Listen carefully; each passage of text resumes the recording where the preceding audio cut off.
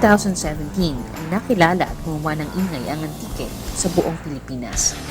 Ito ay sa pamamagitan ng palarong pambansa na sa unang pagkakataon ay sinagawa sa probinsya sa pamumuno ni Governor Dodod Cadiao. A small province could host that kind of sports wherein it involves a lot of finances, a lot of preparation. Nakikita natin sa buong Pilipinas na kaya ng isang maliit na probinsya ng Antique. That's because of the sports-loving leaders we have.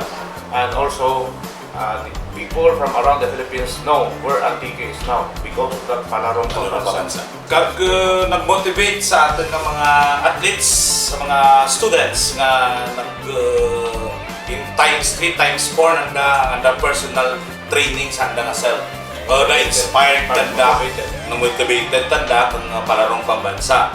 Maliban nga sa pagbibigay inspirasyon sa mga kabataan sa larangan ng sports, ay nagbigay kulay rin si Governor Dodod Cadiao sa buhay ng mga senior citizens ng probinsya at marami pang iba.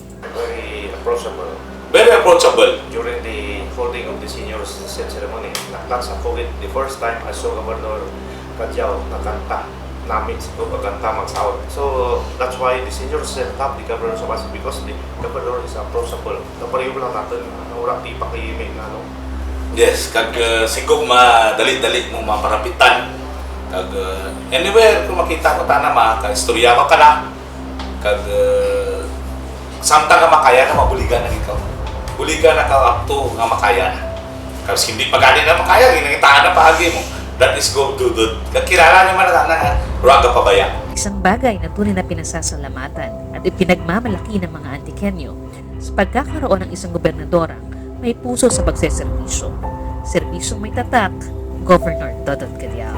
Yes, very very lucky kag very very proud kita ng mga Antiqueño kag in short, very very happy nga for how many years kadyan kita katiraw ng mga programs nga Moria.